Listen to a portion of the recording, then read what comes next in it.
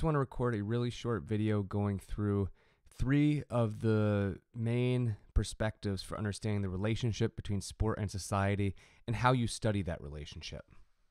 So again, this is really the 3 most important approaches to studying sport, but it could be for any area of culture. If you want to study music, if you want to study literature, if you want to study movies, if you want to study dancing, you could make an argument that you could use these 3 approaches. I think it works particularly well with sport. I think sport arguably, well, I'd say music and sport kind of have a rivalry in this way, are these 2 most important cultural things that really impact our lives. So these are the 3 ways you can study that type of cultural practice.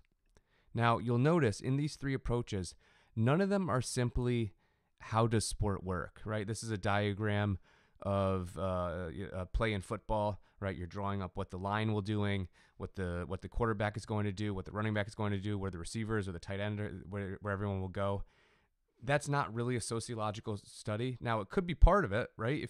If you're trying to understand the relationship between sport and society, you definitely want to know how the sport works, but that's not the goal in itself. We don't really care. Just like if you're studying music from a sociological perspective, you'll want to know the difference between genres, right? How is rap different than country music, which is different than salsa, which is different than heavy metal, which is different than thrash music, thrash metal that came up in the 80s, right? They all have these different styles, and you want to understand the difference, but that's not the end in itself. You want to say something bigger. So here's the different ways to do that.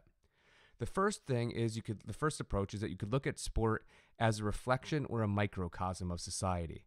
That means it is a mirror in which you can better understand society. So things happen in society, whether it's how we understand race, whether it's gender relations, whether it's something about an orientation towards success. Things happen in society. You're going to study sport because it's a way to understand what happens in the bigger society. You could choose any cultural thing, right? You could choose music as a reflection as well, and you'll get the same place because it's simply a way to get at this bigger story. So the reason you would study sports is by understanding what happens in sport, you understand something bigger about society. That's the first approach.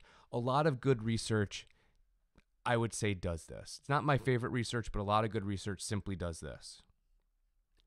Second approach, and this is probably the most common in anthropology, is to understand sport as a life world or a subculture, meaning it's a pocket that people enter, and when they enter that space, they become socialized or experience new norms, you experience new mannerisms, you experience new understandings of how you're supposed to dress, how you're supposed to talk, how interactions occur, and then you build lives around that.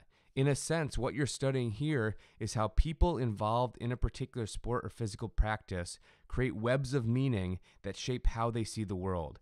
There's a lot of awesome research that does this, right?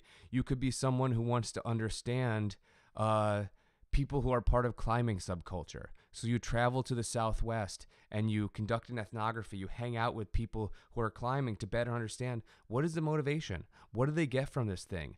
Why would people choose to climb without ropes, right?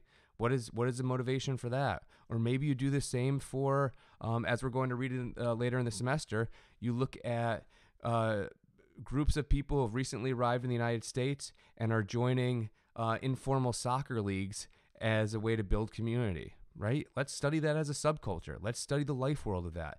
This is what I do in part with mixed martial arts, right? I go and train alongside people and say, what was going on here, right? What is the allure of this practice? What conversations take place? Do people who are trained together in the gym also go out to the bar together? Do they build connections in other areas of their life? This is the anthropological life world and subculture approach. The final one, which I would argue is where you see the best work occur, is looking at sport that doesn't simply reflect society, although there's going to be elements. It isn't simply a place where there's new subcultures and life worlds created, but it's also something that shapes society. It's integral to the function of society, and it actually does something, right? This is probably the most rare of the types of work on sport or culture or popular culture and culture in general, but I'd also say it's the most important, right? There's lots of examples. I have a picture of Jack Johnson here, who was the first black heavyweight champion boxer of the world.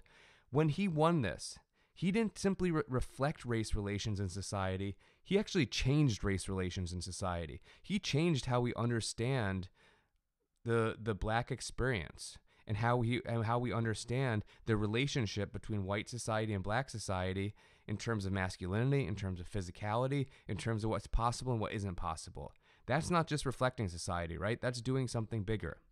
When athletes engage in political protest, whether you are a group who supports them or whether you are a group who is antagonized by that action, or whether you are a group that's generally kind of neutral and figuring out where you stand, athletes engaging in political action is not simply reflecting society, it is actually shaping the way we see the world, right? It's shifting our understanding what is appropriate and what can be done. In terms of gender relations, when a woman athlete breaks a record that was seen as impossible before, that doesn't simply reflect society. That isn't simply taking part in a life world or subculture. That's changing the way we see the world, right? We have all been relatively positive, I'd say, right? People succeeding and changing the way we see the world. It doesn't have to be that way. You could think of lots of sport examples where failure or refusal to participate also changed the way we see things, actually shaped the way society functions. Maybe it's a group engaging in protest. Maybe it's people realizing that a group is being not allowed to participate when they have the right to do so, or when they should have the right to do so, right? There's lots of different things, but the key is that this element of culture, again, not just reflecting society, but it actually shifts the way we see the world and actually changes the culture, the larger culture that sport is affiliated with. And in this sense, we're going to come back to this term later. You don't need to remember it now. But in this way, sport can be a contested terrain.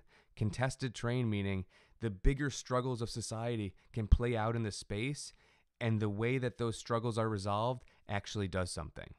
All right, so that's all I wanted to do today. I just wanted to outline the three approaches. So we've got, remember, three dominant approaches or ways of understanding sport, which as you go forward, as you choose to conduct research, maybe you're someone who just likes to think about sport in a critical manner. As we continue with this class, we're going to see lots of examples of these different approaches. So keep these in mind. Approach 1, reflection or microcosm. Approach 2, life, world, and subculture. And approach 3, shaping society.